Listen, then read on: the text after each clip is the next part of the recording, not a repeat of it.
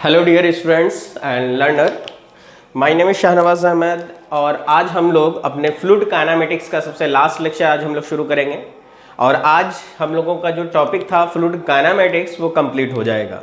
Further इसके बाद जो नेक्स्ट लेक्चर से हम लोग शुरू करेंगे तो हम लोग फ्लूइड डायनेमिक्स से स्टार्ट करेंगे, ठीक है। तो फ्लूइड काइनेमेटिक्स के सबसे लास्ट लेक्चर को पढ़ने से पहले हम लोग देखते हैं कि लास्ट लेक्चर तक हम लोगों ने क्या देखा था। लास्ट लेक्चर में हम लोगों ने देखा था कि आपको वेलोसिटी पोटेंशियल फंक्शन क्या होता है, स्ट्रीम फंक्शन क्या होता है, ओके। और इन दोनों को लेकर के हम लोग इक्विपोटेंशियल लाइन और स्ट्रीम लाइन के बारे में हम लोग पढ़ते थे। तो पता चला था कि equipotential line and stream lines are orthogonal to each other, okay.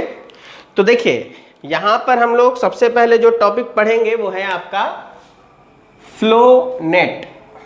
Flow net तो देखो मैंने क्या सिखाया था आपको, हमने आपको बताया था कि अगर हम 2D इरोटेशनल फ्लो को लें और उसके लिए हम लोग इक्विपोटेंशियल लाइन और स्ट्रीम लाइन को क्या करें, ड्रॉ करें, तो ये दोनों लाइन एक दूसरे पर क्या होंगी, परपेंडिकुलर होंगी। तो वही ग्राफिकल रिप्रेजेंटेशन जो होगा उसको हम लोग क्या कहेंगे, फ्लो नेट कहेंगे। यानी फ्लो नेट का अगर डिफिनेशन पूछा जाए, डिफाइन करने के लिए पूछा जाए तो आप कहेंगे कि it is the graphical representation of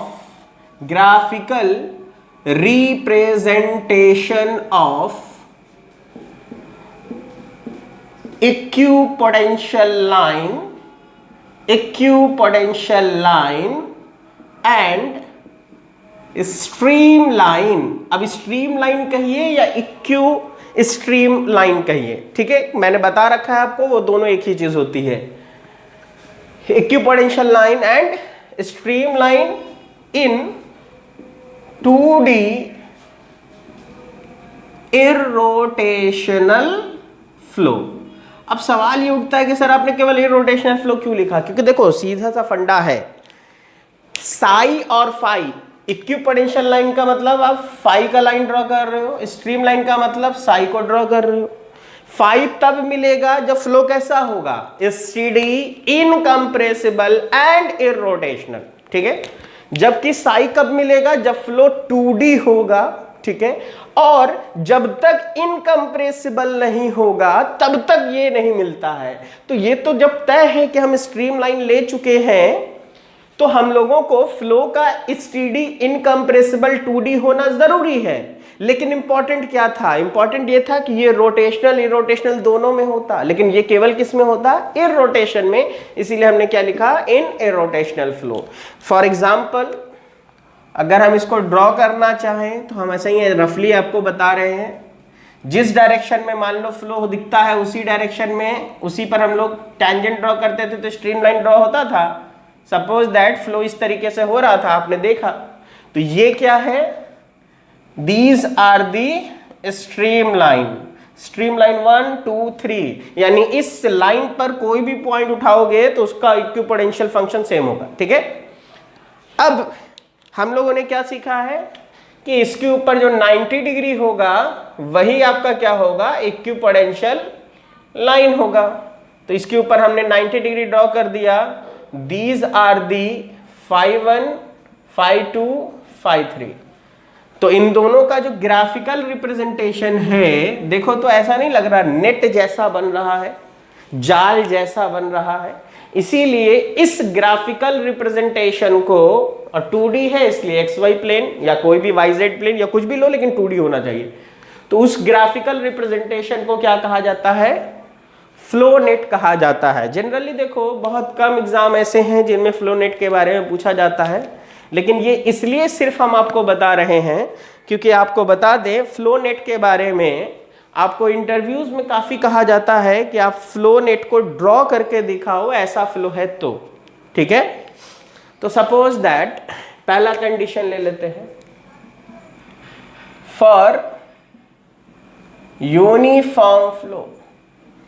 अब यूनिफॉर्म फ्लो के लिए अगर फ्लो नेट ड्रॉ करना है, इसका क्या मतलब है, यूनिफॉर्म फ्लो का मतलब ये है कि अगर एक पाइप लिया है आपने तो आपको पाइप का डाया कैसा लेके चलना पड़ेगा, यूनिफॉर्म यानी कि अगर पाइप का क्रॉस सेक्शनल एरिया नहीं चेंज कर रहा है तो इसके अंदर जो फ्लो होगा हर जगह पर वेलोसिटी क्या मिलेगी, सेम मिलेगी, अगर हम लॉसेस को नेग्लेक्ट करके चल रहे हैं तो।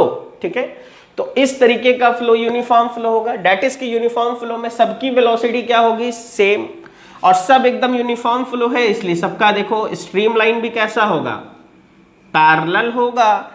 ठीक है, और एक ही डायरेक्शन में मूव करता होगा। These are the stream line, होने को तो बहुत सारे ड्रॉ कर सकते हैं लेकिन मैंने 3 ही ड्रॉ किए।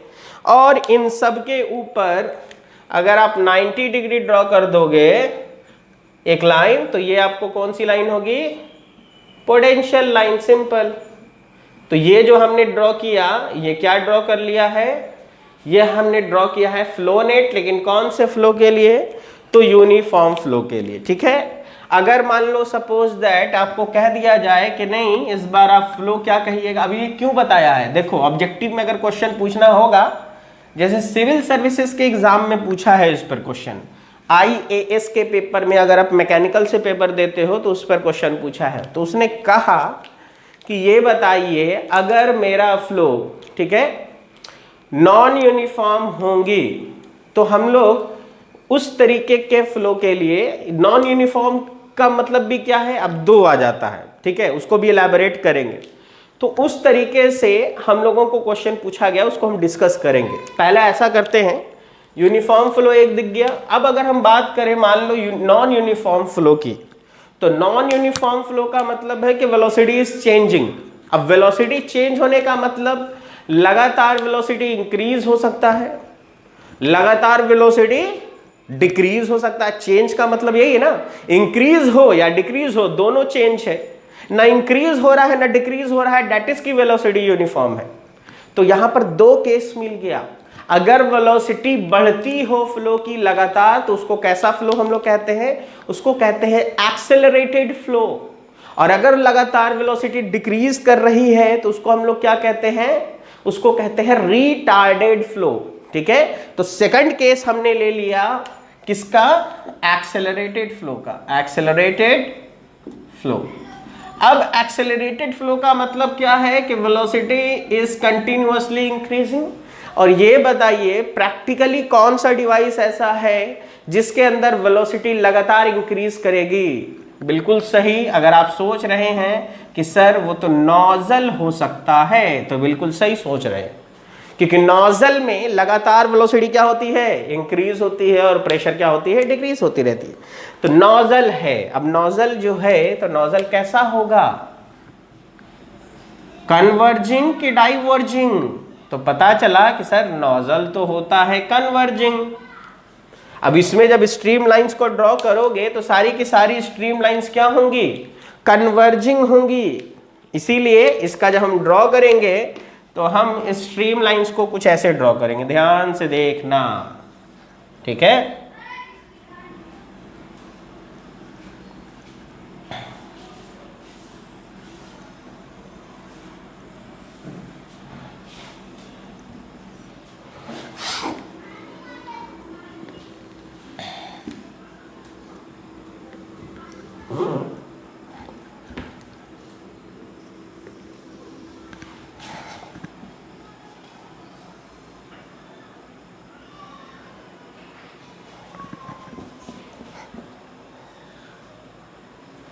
ये सब जो बनाया है हमने, these are the stream lines.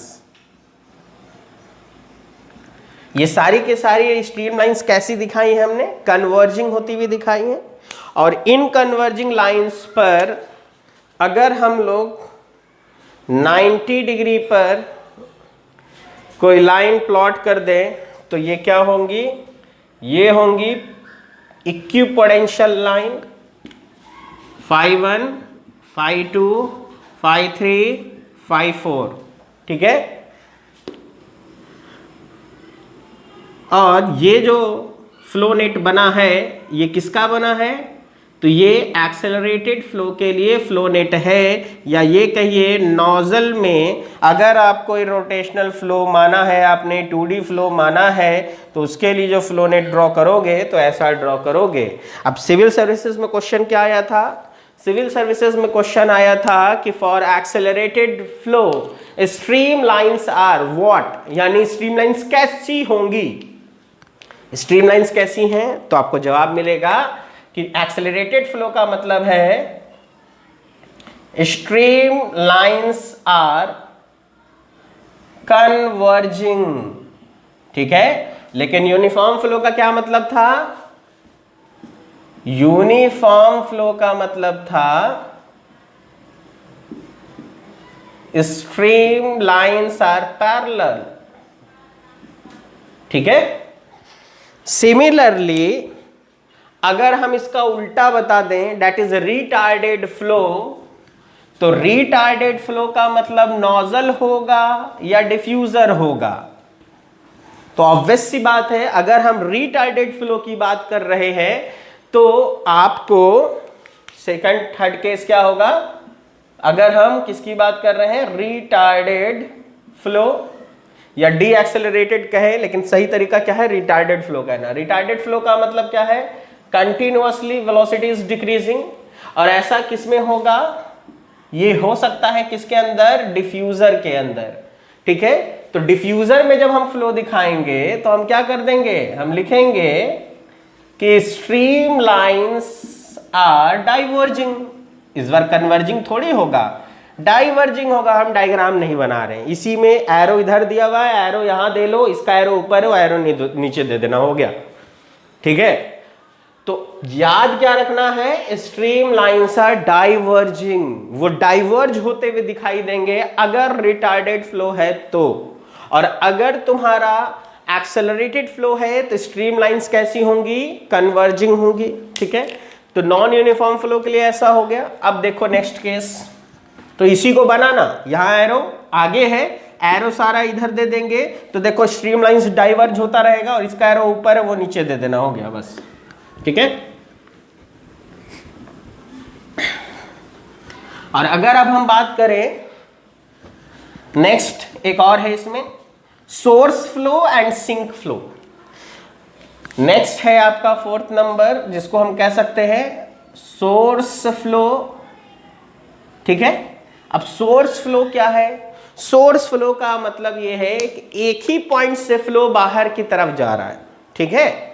तो बेसिकली देखो, अगर एक ही पॉइंट से फ्लो बाहर की तरफ जा रहा है, जैसे एक पानी का नल है एकदम सटा हुआ, और यहां से पानी लगातार बाहर आ रहा है, तो सारे पार्टिकल रेडियली उससे किधर जा रहे होंगे, आउटवर्ड, रेडियली आउटवर्ड जाएगा ना, यानी कि सारा फ्लूइड एक पॉइंट पर है, वहां से पानी कंटिन्यूअसली निकल रहा है, तो कंटिन्यूअसली पानी उसके चारों तरफ फैलता रहेगा, यानी कि फ्लूइड रेडियली डायरेक्शन में जा रहा है। तो सोर्स फ्लो का मतलब है stream lines are moving radially outward, ठीक है। यानी स्ट्रीम लाइंस जो है सेंटर से रेडियली दूर जाता हुआ दिखाई देगा, ठीक है। मतलब क्या है, मतलब है ये देखिए, सारे के सारे स्ट्रीम लाइंस जो होंगे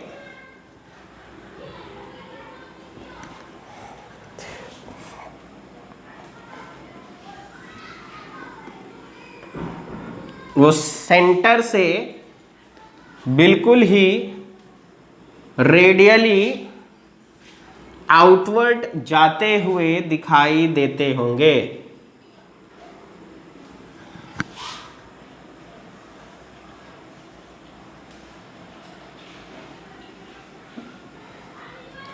ठीक है। psi1, psi2, psi3, psi4, psi5, psi6, psi7, psi8. These are the streamlines which are moving radially outward. यानी एक ही पॉइंट से फ्लो स्टार्ट हुआ और सारे के सारे स्ट्रीम लाइंस बाहर की तरफ जाने लग गए, तो ये मेरा क्या है, स्ट्रीम लाइंस है जो कि किधर भाग रहा है, रेडियली आउटवर्ड जा रहा है, ठीक है। अब अगर इसमें हम लोग पोटेंशियल लाइन को ड्रॉ करना चाहें तो वो पोटेंशियल लाइन इन सब पर क्या होंगी, 90 डिग्री। तो आप क्या करोगे, अगर इसके ऊपर 90 डिग्री बनाना चाहते हो तो इसके ऊपर आप क्या ड्रॉ कर दो, सर्कल।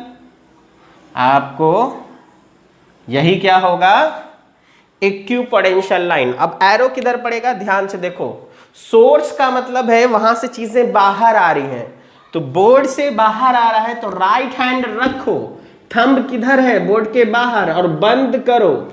जैसे बंद हो रहा है वही डायरेक्शन आपका किसका होगा, this is phi 1, this is phi 2, this is phi 3। ठीक है, तो ये जो फ्लो नेट बना है ये किसका बना है, सोर्स फ्लो का बना है। ठीक है, और अगर अब हम बात करें इसके बाद नेक्स्ट जो है, हो सकता है कि सारे के सारे फ्लो कहां जा रहे हो, एक ही पॉइंट पर जा रहे हो। देखो सोर्स फ्लो का एग्जांपल जैसे बताया ना आपको, एक पाइप है पड़ा है, आपने उसको खोल दिया, वहां से फ्लूइड बाहर की तरफ जा रहा। ठीक है, और दूसरा है आपको सिंक फ्लो। नेक्स्ट नंबर किसका है, सिंक फ्लो। सिंक फ्लो का मतलब जैसे वॉश बेसिन है, सारा का सारा फ्लूइड एक ही पॉइंट की तरफ जाता है। ठीक है, दैट इज कि इस बार stream lines are moving radially inward. Stream lines जो होंगी वो रेडियली कहां मूव करेंगी, इनवर्ड, अंदर के साइड मूव करेंगी। ठीक है, तो इस बार हम देखो नया डायग्राम नहीं बना रहे हैं, आप केवल क्या करो, ये जितने भी एरोज हमने दिए थे बाहर की तरफ, आप क्या करोगे, ये सारे एरो किधर होने चाहिए, एक ही पॉइंट की तरफ होने चाहिए। ठीक है, दैट इज कि हम ये दिखाएंगे कि सारे के सारे स्ट्रीम लाइंस इनसाइड इनवर्ड की तरफ जा रहे हैं, अंदर के साइड ही मूव कर रहे हैं। ठीक है, stream lines are moving inward. ठीक है, ये सारे के सारे स्ट्रीम लाइंस इस बार किधर जा रहे हैं, इनवर्ड। ये psi 1, ये psi 2, psi 3, psi 4, psi 5, psi 6, psi 7, psi 8। और इस बार देखो सब अंदर जा रहा है ना, तो राइट हैंड बोर्ड, यानी सारी चीजें बोर्ड के अंदर जा रही होंगी। राइट हैंड रखो इस तरीके से कि थंब अंदर की तरफ हो और इसको बंद करो। बंद करेंगे तो ये एरो किधर हो जाएगा, ये एरो भी चेंज कर जाएगा। डेट इज कि इस बार एरो जो होगा वो ऐसे दिखाई देगा। ठीक है, तो ये जो हम लोगों को बना, ये वाला डायग्राम किसके लिए हो जाएगा, सिंक के लिए। और इससे पहले सोर्स का तो आपको बना ही चुके हैं।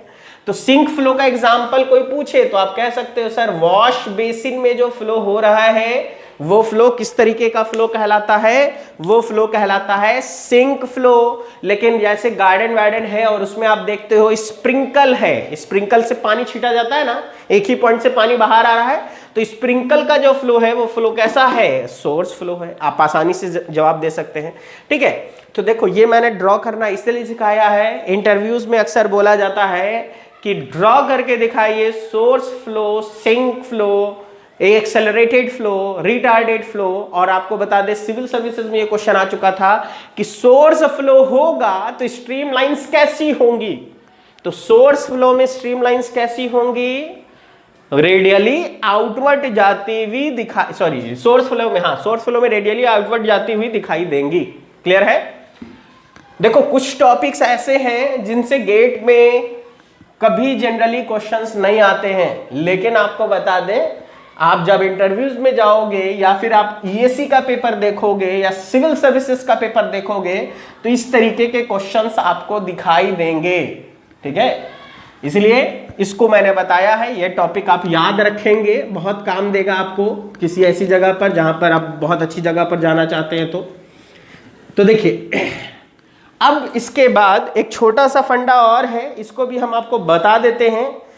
जनरली ये गेट में क्वेश्चन आया था कुछ साल पहले भी, बट आपको बहुत अच्छी चीज है, इसको याद रखिएगा, नोट करके बस याद रखिएगा कि हम आपको फिजिकल सिग्निफिकेंस ऑफ स्ट्रीमलाइन को एक और तरीके से बताते हैं। सपोज दैट स्ट्रीमलाइन का केस ले रहे हैं, ठीक है, तो हम ऐसा करते हैं, और स्ट्रीमलाइंस कौन से फ्लो में मिलता है, 2D और स्टीडी इनकम्प्रेसिबल फ्लो में। ये तो तय है कि अगर स्ट्रीमलाइन है तो उसका फ्लो 2 डायमेंशनल ही होना चाहिए, ठीक है। सपोज दैट 2 डायमेंशनल दिखाया हमने और स्टीडी फ्लो दिखा रहे हैं, दैट इज कि टाइम के साथ वेलोसिटी इज नॉट चेंजिंग, ठीक है। तो हमने कहा कि देखिए फ्लो कुछ ऐसे हो रहा है बिल्कुल, और इनकी स्ट्रीम लाइंस हम लोग दिखा रहे हैं, ठीक है।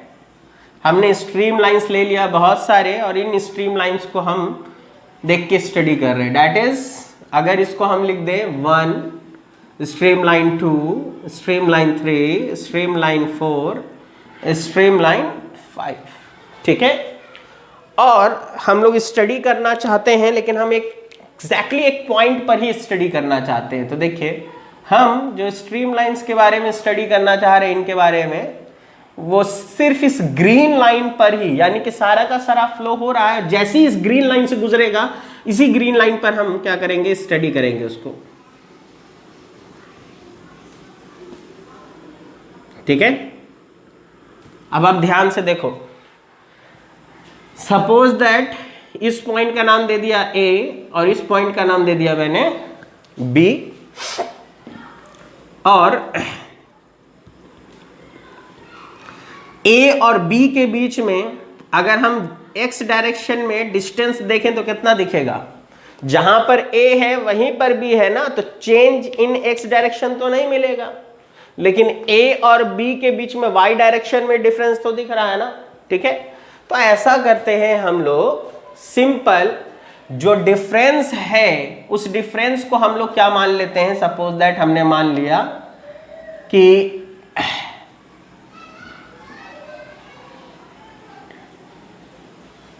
ये डिफरेंस है dy, ठीक है, ये गैप जो है dy है। तो अब देखो हम लोगों को पता है कि for 2D steady incompressible flow, क्योंकि स्ट्रीम लाइंस या स्ट्रीम फंक्शन तभी एग्जिस्ट करेगा जब फ्लो ऐसा होगा, ये हम लोगों ने पहले ही देख रखा है, ठीक है। और अगर हमने ऐसा माना है तो स्ट्रीम फंक्शन जो होगा यानी साई जो होगा वो फंक्शन ऑफ क्या होगा, स्पेस का होगा और टाइम का, लेकिन चूंकि स्टडी माना इसलिए टाइम लिखने की जरूरत नहीं है। और अगर हम इसका टोटल डिफरेंशिएशन निकालें तो एक बार हम इसको x के साथ डिफरेंशिएट करेंगे और चेन रूल से लिख रहे हैं, एक बार इसको y के साथ डिफरेंशिएट करेंगे और ऐसे लिख देंगे। अब अगर हम a और b के लिए स्टडी करना चाहते हैं, फॉर a एंड b के लिए, तो आप देखो a और b के लिए dx कितना मिलेगा, x में कोई चेंज तो मिलेगा नहीं तो 0 होगा, और जब ये पूरा 0 होगा तो ये पूरा पार्ट 0 हो जाएगा, plus del psi by del y. याद करो, अगर आपको याद होगा तो मैंने क्या सिखाया था, x डायरेक्शन है, y डायरेक्शन है, x के परपेंडिकुलर अगर हम निकालना चाहते हैं वेलोसिटी कंपोनेंट, तो इसका मतलब ये है कि आपको x के परपेंडिकुलर का मतलब क्या हो गया कि ये आपको देगा v कंपोनेंट, यानी del psi over del x करेंगे तो प्लस v मिलेगा, लेकिन अगर हम del psi over del y करेंगे तो माइनस u मिलेगा, ठीक है। तो यहां पर आपको मिलेगा माइनस u dy, ठीक है, डी साई, और कहां से कहां के लिए हम देखना चाहते हैं, हम जो देख रहे हैं बेसिकली वो a टू b के बीच में देख रहे हैं बेसिकली, ठीक है। तो अब इसको थोड़ा सॉल्व कर लेते हैं। अगर a से b के बीच में देखना चाहते हैं तो हम क्या इसको ऐसे लिख सकते हैं, अगर a से b के लिए इंटीग्रेट कर दे तो a b d psi is equal to minus u d y, ठीक है, इंटीग्रेशन a से b तक, ठीक है, क्लियर है। एक मिनट रुक जाओ, ये जो इतना ज्यादा लिया है ना, हम लोग ऐसा करते हैं किसी भी दो को बीच में लिख लेते हैं कि इन दोनों के बीच में ये dy है, ठीक है, और किसी के बीच में भी है, लेकिन टोटल चाहिए हमको, तो इसलिए a से b के लिए हम लोग ले रहे हैं। तो देखो यहां से क्या मिलेगा, अगर a से b के लिए लिखना चाहते हैं तो हम माइनस साइन चाहे तो उधर भेज देते हैं, तो psi a minus psi b लिख दिया, ठीक है, इज इक्वल टू, देखो ध्यान से, minus u d y into 1, ठीक है, ए से बी तक। अब मैंने ये क्या किया है, अपने मर्जी से 1 मल्टीप्लाई कर दिया। देखो चीज को ध्यान से देखना, इस चीज को समझना, ठीक है, इसको ऐसे समझो। सपोज दैट आप सामने से देख रहे हो, फ्लूइड ऐसे बहता हुआ दिख रहा है, अंदर कितना है ये तुमको नहीं दिखेगा, सारा का सारा लेयर इस तरीके से तुमको दिख रहा है, stream lines are like that, ठीक है, और दो स्ट्रीम लाइन के बीच का गैप जो है वो है dy, वो तुमको दिख रहा है dy, ठीक है, और उसकी गहराई अंदर कितनी थी तो वो मैंने लिख दिया 1। तो अगर ये dy है और ये 1 है तो आपको उसका क्रॉस सेक्शनल एरिया मिल जाएगा, यानी कि कितना अंदर गहरा है, ठीक है। तो आपको अगर एरिया देखना है, एरिया यानी परपेंडिकुलर टू इसके देखना है, तो ये तुमको dy पता है और अंदर गहराई कितना है 1 है, तो तुम उससे क्या कर लोगे, एरिया निकाल लोगे, उसका जो क्रॉस सेक्शन एरिया होगा। देखो ये है ना, this is dy, this is dy या दिस इज 1, तो ये एरिया मिल गया ना, dy इंटू 1, ये एरिया मिल गया। यानी कि तुम अगर सामने से देख रहे होते तो तुमको ये एरिया चाहिए होता कि फ्लूइड ऐसे आ रहा है, ठीक है। तो आपको ये क्या है, एरिया है, ठीक है, लेकिन किसके लिए, तो फॉर पर यूनिट विड्थ के लिए, पर यूनिट विड्थ के लिए, फॉर पर यूनिट विड्थ के लिए एरिया है। अब आप ध्यान से देखो, तुमको एरिया मिल गया और किस वेलोसिटी से ये लेयर जा रहा है, तो ये u की वेलोसिटी से जा रहा है। माइनस साइन उधर भेज दिया था इसलिए माइनस हटा दिया यहां से, ठीक है। तो हम लोगों को क्या मिला, हम लोगों को मिला psi a minus psi b is equal to area for per unit width into velocity, और फ्लूइड इनकम्प्रेसिबल है तो एरिया इंटू वेलोसिटी क्या होगा, डिस्चार्ज, लेकिन किसके लिए, पर यूनिट विड्थ के लिए। और सुनो, डिस्चार्ज कभी नेगेटिव नहीं होता है, ठीक है। तो a माइनस बी निकालो चाहे b माइनस ए निकालो, कोई फर्क नहीं पड़ेगा। इसका मतलब यह है कि आप ये लिखोगे कि सर स्ट्रीम लाइंस का अगर हम डिफरेंस कर दें, स्ट्रीम लाइन का अगर डिफरेंस कर दें, इसीलिए इसको हम मॉड में ले रहे हैं, तो ये डिफरेंस हमेशा हमको डिस्चार्ज पर यूनिट विड्थ के बारे में इंफॉर्मेशन देगा। इस पर क्वेश्चन अगर पूछा जाए तो बहुत सिंपल, आपको क्या है, साई का इक्वेशन दे देगा, पॉइंट ए देगा 1 2 3, पॉइंट बी देगा, तो ये वैल्यू रखोगे तो साई ए निकल जाएगा, ये वैल्यू रखोगे तो साई बी निकल जाएगा, दोनों को घटा दोगे क्या निकल जाएगा, डिस्चार्ज पर यूनिट विड्थ। ये डिस्चार्ज 1 मीटर विड्थ के लिए होगा, हो सकता है 10 मीटर गहराई दे, लास्ट में 10 से मल्टीप्लाई कर देना, तो इससे आपको बहुत जल्दी न्यूमेरिकल बन जाएगा। ये क्वेश्चन ऑलरेडी गेट में आ चुका है, साई ए माइनस साई बी बराबर क्या होगा, डिस्चार्ज पर यूनिट विड्थ के बराबर होता है, ठीक है। तो इसको आप हमेशा याद रखेंगे, ठीक है। एंड एक नेक्स्ट टॉपिक लास्ट में हम लोग इसको भी याद रखेंगे, जिसको कहा जाता है कॉचीज रीमन इक्वेशन। आप लोगों ने मैथमेटिक्स पढ़ा होगा, इंजीनियरिंग मैथमेटिक्स, तो उसमें पढ़ाया जाता है कॉचीज रीमन इक्वेशन को, ठीक है। अब वो चीज क्या है उसको हम लोग देखेंगे, ठीक है। तो देखिए ऑलरेडी उसको हम लोगों ने देख रखा है, लेकिन थोड़ी सी चीजें याद करने के लिए बस उसको इन्फॉर्मेशन को एक जगह पे लिख देंगे, वो पता चल जाएगा क्या है। तो नेक्स्ट हम लोग लिखेंगे कॉचीज रीमन इक्वेशन, ठीक है। अब ये क्या है, तो देखो हम लोगों ने देखा था कि del phi over del x, minus में अगर इसको करें तो u कंपोनेंट मिलेगा, ठीक है। और हम लोगों ने ये भी देखा था कि del psi over del y is equal to minus u, ठीक है। ये हम लोग कह सकते हैं, ऐसा करो यहां भी माइनस इधर ही दे दो, अगर फाई को x के साइड डिफरेंशिएट करेंगे तो माइनस यू मिलेगा, और साई को y के साइड डिफरेंशिएट करेंगे तो भी माइनस यू मिलेगा। ये दोनों इक्वेशन का RHS सेम दिख रहा है, इसलिए हम क्या लिख सकते हैं कि del phi by del x is equal to बराबर होता है del psi by del y के। ठीक है, फर्स्ट कॉची-रीमन इक्वेशन, ये है पहला रीमन इक्वेशन। ठीक है, सिमिलरली हम लोग लिख सकते हैं minus del phi over del y is equal to v, and similarly del psi over del x is equal to plus v. ठीक है, दोनों का RHS सेम है तो LHS भी क्या होगा, सेम होगा। डेट इज की minus del phi over del y is equal to del psi over del x. This is known as second Cauchy Riemann equation. ठीक है, तो ऑब्जेक्टिव में डायरेक्टली पूछा जा सकता है कि ये किसके बराबर होता है, ये किसके बराबर होता है, और इसका फायदा क्या है। हो सकता है कभी तुमको क्वेश्चन में फाई गिवन दे दे और कहा जाए find the value of Sai, तो फाई को x के साथ डिफरेंशिएट करोगे तो वो साई बटा वाई के बराबर देगा। ये x इधर भेज देना, इंटीग्रेट कर देना, आंसर आ जाना। ठीक है, सॉल्व करना, आंसर आ जाएगा। ठीक है, तो ये इससे आपको क्या कर सकते हो, निकाल सकते हो। लेकिन इसमें इंपॉर्टेंट चीज क्या है, देखो कॉची-रीमन इक्वेशन तो लिख दिया हमने, लेकिन इंपॉर्टेंट क्या है कि हम लोग से अगर पूछा जाए कि Cauchy Riemann equation is valid for which type of flow, तो आंसर होगा कि कॉची-रीमन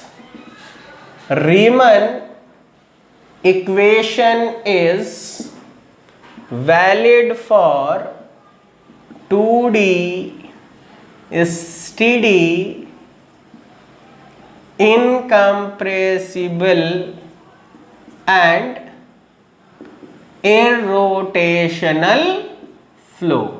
और सिंपल सी बात है कि ये कब हम लोग यूज कर सकते हैं, अगर मान लो ऑप्शन में ये ना दिया हो 2D स्टेडी इनकम्प्रेसिबल, तो ऑप्शन में ये जरूर देगा कि इरोटेशनल फ्लो का इक्वेशन है। ठीक है, क्योंकि देखो फाई तभी एग्जिस्ट करता जब इरोटेशनल फ्लो होता। ठीक है, और ये तो बाउंडेशन है कि कंटिन्यूटी इक्वेशन को फॉलो करेगा, तो भाई स्टेडी इनकम्प्रेसिबल तो होगा ही होगा 2D। तो इस वजह से कॉची-रीमन इक्वेशन जब भी पूछा जाए वैलिड होगा। तीनों दे दो तो बेहतर है, नहीं तो ऑप्शन में दिया होगा इरोटेशनल फ्लो के लिए वैलिड है। ठीक है, अब जैसे देखिए मान लो आप लोगों को कोई क्वेश्चन दिया जाए, तो कुछ क्वेश्चन है एक दो बता देते हैं कि देखिए किस तरीके से, किस अप्रोच से सॉल्व कीजिएगा। बहुत सिंपल क्वेश्चंस होते हैं, तो एक दो एग्जाम्पल हैं उनको हम लोग डिस्कस कर देते हैं ताकि आपको एक आइडिया मिले कि इसके क्वेश्चंस को कैसे हम लोग सॉल्व करेंगे। ठीक है, तो देखिए सपोज दैट, मान लीजिए आपको क्वेश्चन में दिया हो psi is equal to 5x minus 6y।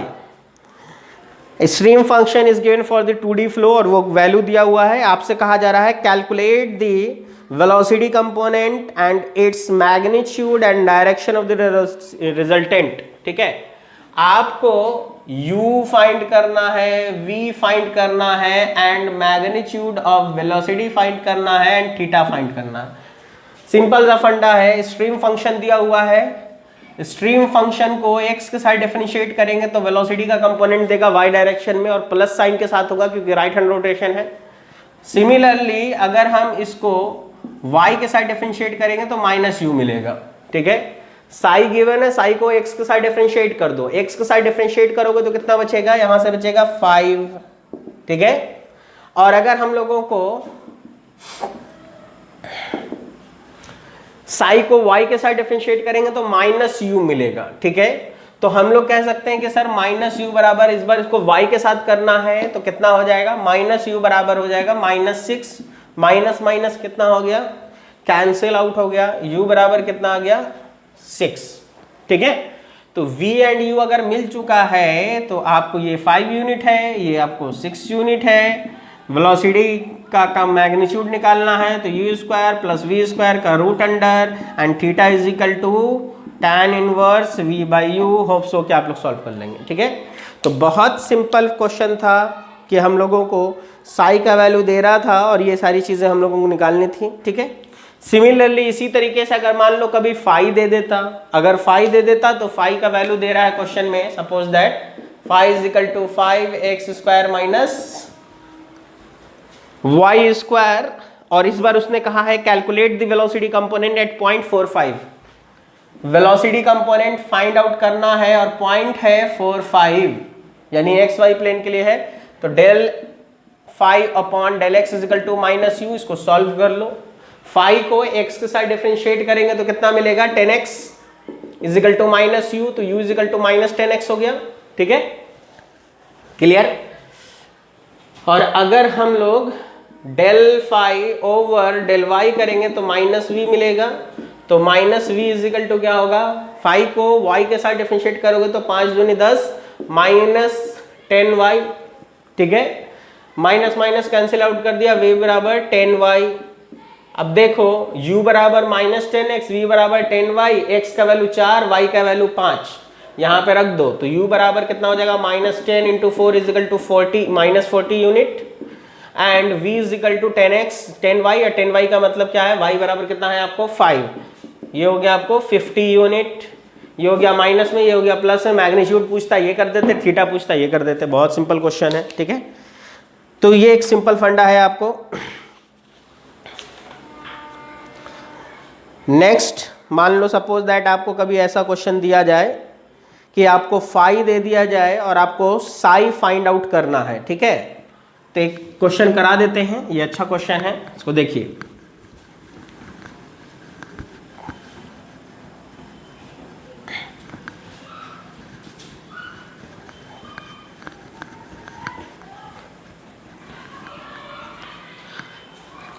देखिए सपोज दैट आपको क्वेश्चन में दिया हुआ है for a two dimensional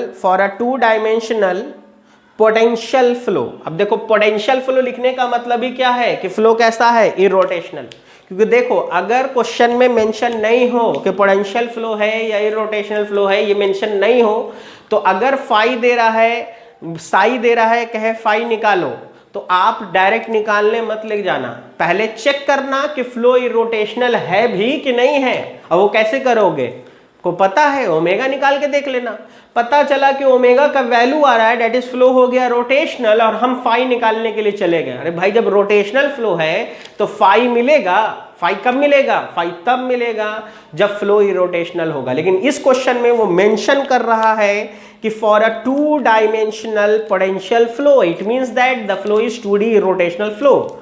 the velocity potential function is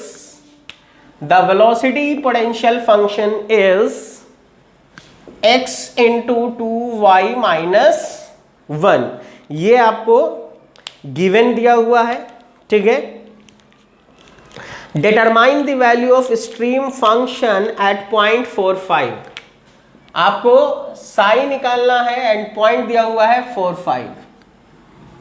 देखो फाई दे साई निकालना हो, साई दे फाई निकालना हो, निकालने का बहुत ही सिंपल तरीका है, बिल्कुल एक ही मेथड है जिस मेथड से हम लोग इसको सॉल्व आउट करते हैं। इस तरीके को देखिएगा, दोनों के लिए आप एक एक क्वेश्चन कर सकते हैं, ठीक है। और कोई जरूरी नहीं कि फाई दिया होता, हो सकता है क्वेश्चन में हम आपको वेलोसिटी वेक्टर दे देते, क्योंकि वेक्टर अगर वेलोसिटी दिया हुआ है तो उससे हम फाई नहीं निकाल लेते, वहां से भी हम फाई निकाल सकते हैं। तो हम लोग क्या करेंगे, जब भी आपको क्वेश्चन दिया जाए सबसे पहले हम लोग वहां से सॉल्व करना शुरू करते हैं, ठीक है। तो अब देखिए हम लोगों को साई निकालना है, तो हम लोग क्या करते हैं, फाई गिवन है। अगर फाई गिवन है तो हम लोगों को पता है कि minus del phi over del x is equal to u, ठीक है। तो u बराबर कितना हो जाएगा, फाई को x के साथ डिफरेंशिएट करो, फाई को x के साथ डिफरेंशिएट करो, चाहो तो इसको सॉल्व कर लेना, ये है आपको 2xy माइनस x, ठीक है। तो अगर तुम फाई को x के साथ डिफरेंशिएट करोगे तो यहां से बचेगा 2y माइनस 1, ठीक है। लेकिन आगे क्या है, माइनस साइन है, तो minus 2y minus 1, that is को सॉल्व करेंगे तो u बराबर कितना मिल जाएगा, u बराबर मिलेगा मेरे को माइनस 2y प्लस 1, ठीक है। Similarly minus del phi over del y is equal to v, ठीक है। तो अगर फाई को y के साथ डिफरेंशिएट करेंगे तो क्या मिलेगा, केवल मिलेगा 2y, ठीक है, केवल मिलेगा, सॉरी y के साथ करना है यानी केवल मिलेगा 2x, और ये माइनस साइन के साथ होगा, और ये है आपका v कंपोनेंट, ठीक है। तो u और v मिल गया है। हमको साई निकालना है, तो हम लोग जानते हैं कि del psi over del x is equal to plus v, ठीक है। तो हम लोग यहां से लिख सकते हैं कि del psi over del x is equal to plus में v, और v बराबर कितना है, तो -2x। दिस इज इक्वेशन 1, पहला इक्वेशन मिल गया। Similarly we know that del psi over del y is equal to -u, तो del psi over del y is equal to -u, u कितना है, ये है u, ठीक है। इसमें भी आगे क्या लगाने का, माइनस साइन लगाने का, तो क्या मिलेगा 2y - 1, दिस इज इक्वेशन 2। अब देखो, हमेशा याद रखो, कहने का मतलब ये है, तुमको अगर फाई निकालना हो, चाहे साई निकालने या ये निकालने के लिए दे, या एक पोटेंशियल फंक्शन निकालने के लिए दे, इंपॉर्टेंट सिर्फ इतना है कि आपको पता क्या होना चाहिए, तो आपको पता होना चाहिए u यानी x डायरेक्शन में कंपोनेंट, एंड v यानी कि y डायरेक्शन में कंपोनेंट। इसके बाद रूल सेम है। फाई निकालना होता तो यहां पर हम साई नहीं लिखते, यहां पे del phi by del x का वैल्यू निकालते, del phi by del y का वैल्यू निकालते, ठीक है। साई निकालना है इसीलिए इसका वैल्यू निकाला। अब तुम्हारी मर्जी, चाहे इक्वेशन 1 को यूज करो या इक्वेशन 2 को यूज करो, वो तुम्हारी मर्जी है। तो सपोज दैट हम लिख देते हैं फ्रॉम इक्वेशन 2, अगर इक्वेशन 2 को हम यूज करना चाहते हैं तो del psi by del y, ऐसा करो, del psi is equal to हम लिख सकते हैं 2y - 1 डेल वाई, ठीक है, इसी इक्वेशन से, ठीक है। अगर इसको इंटीग्रेट कर दें तो हम लोगों को साई मिल जाएगा, तो इंटीग्रेशन करेंगे तो ये हुआ साई, ठीक है, इज इक्वल टू क्या हो जाएगा 2y² बाई 2, तो 2 और 2 cancel, -y plus constant c, ठीक है। और यहां पर देखो जो c होगा, हमेशा ध्यान से याद रखो, अगर तुम y के साथ इंटीग्रेट कर रहे हो तो जो कांस्टेंट होगा, ये कांस्टेंट इसलिए है क्योंकि ये फंक्शन ऑफ x का रहा होगा, तभी y के लिए कांस्टेंट हो गया, ठीक है। तो ये जो कांस्टेंट c है, ये फंक्शन ऑफ क्या होगा, x, दैट इज कि यहां पर आपको साई बराबर क्या मिलेगा, y² - y plus constant c, ठीक है। अब देखो, आप कहना क्या, अगर तुम y के साथ इसको क्या कर रहे हो, इंटीग्रेट कर रहे हो, तो इसको अब जो रिजल्ट है उसको x के साथ डिफरेंशिएट कर देना। तो differentiate with respect to x, ठीक है। तो आपको क्या मिलेगा, del psi by del x is equal to ये 0, यहां से क्या बचेगा, del c over del x, ठीक है। This is equation 3। Now from equation 1 and 3, equation 1 को देखो एंड 3 को देखो, दोनों का LHS क्या है, सेम है। दैट इज आप लिख सकते हो कि sir del c over del x is equal to -2x, और del c is equal to -2x del x, integration कर दीजिए, क्या मिलेगा, कांस्टेंट, फिर से कोई नया, यहाँ जो कांस्टेंट है ये इसी का वैल्यू होगा कांस्टेंट, और यहां से हो जाएगा मेरे को 2 नीचे आके कटेगा तो क्या मिलेगा, -x², और यहां पर अब जो नया कोई कांस्टेंट होगा ये क्या होगा, free from x and y, so that it can be neglected. वरना क्या होगा, लगातार आप कांस्टेंट लिखते चले जाओगे। अब जो कांस्टेंट आया है, यहां पर जो कांस्टेंट आया था y से फ्री हो चुका था, अब जो कांस्टेंट होगा वो x से भी फ्री हो जाएगा। तो यहां जो कांस्टेंट है इसको आपको लिखने की जरूरत नहीं है, वो नेग्लेक्ट करेंगे, इसलिए कांस्टेंट का वैल्यू हो गया -x², पुट इन, इसको इक्वेशन ए कह दो, इक्वेशन ए में रख दो, साई बराबर हो गया y square minus y minus x square, equation of psi मिल गया। अगर पॉइंट नहीं देता तो आंसर यही हो जाता, लेकिन पॉइंट दिया हुआ है तो वैल्यू रख दो। साई बराबर वाई स्क्वायर का मतलब 5 स्क्वायर माइनस 5 माइनस 4 स्क्वायर कितना हो गया 25 माइनस 5 माइनस 16 कितना आ गया, इसका वैल्यू आ जाएगा आपको 20 माइनस 16, हाँ ठीक है, डेट इज कि आपको हो गया 4 यूनिट्स। तो साई का जो वैल्यू आया वो कितना आया 4 यूनिट्स। तो देखो चाहे साई दिया हो या फाई दिया हो, आप इन दोनों से ही क्वेश्चन क्या कर सकते हैं, फाइंड आउट कर सकते हैं बहुत सिंपल तरीके से, ठीक है।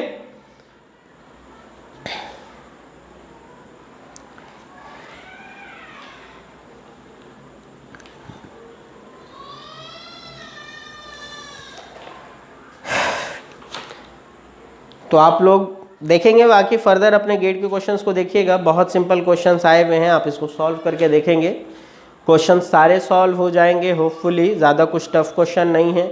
अब जैसे ऐसा क्वेश्चन है जो ये हम डिस्कस नहीं करेंगे, जैसे एक पाइप है, पाइप 1 2 3 डेटा दे दिया है, यहाँ का एक जगह का वेलोसिटी और फ्लो दे रहा है, इनकम्प्रेसिबल फ्लो है, 2D है। तो ये आप क्या करोगे, Q1 is equal to Q2 plus Q3 रखेंगे, सॉल्व करेंगे, आंसर आ जाएगा, वो सब आपको पता है। A1 V1 बराबर A2 V2 कर देंगे। तब तक हम लोग A1 V1 लेंगे बराबर या AV कांस्टेंट लेंगे जब तक फ्लो मेंशन हो कि इनकम्प्रेसिबल फ्लो है, ठीक है। 2D हो वहां से आपको ऐसे करके निकाल लेंगे, आपको सॉरी 2D नहीं 1 डायमेंशनल फ्लो हो, सॉरी, तो 1D हो। और दूसरी चीज क्या है कि हम लोगों को पाइप फ्लो को कैसा कंसीडर करके चलते हैं, 1 डायमेंशनल फ्लो कंसीडर करके चलते हैं। तो इस तरीके का क्वेश्चन भी आपके गेट में आया हुआ है, उसको हम लोग डिस्कस नहीं कर रहे हैं, वो आप लोग बना लेंगे होपफुली मेरे हिसाब से, ठीक है, वो सब आप लोग कर लेंगे।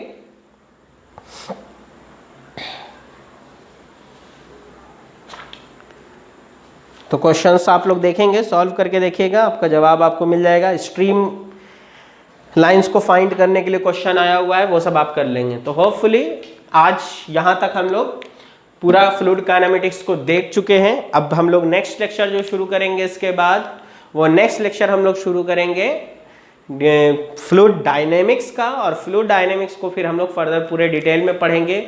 और देखिए हॉरिजॉन्टल डायरेक्शन में जो कंटेनर का एक्सेलरेशन है या कि रोटेशन है वो हम लोग डायनेमिक्स में ही डिस्कस करेंगे। मैंने स्टैटिक में नहीं डिस्कस किया, उसके पीछे कुछ कारण था, ठीक है।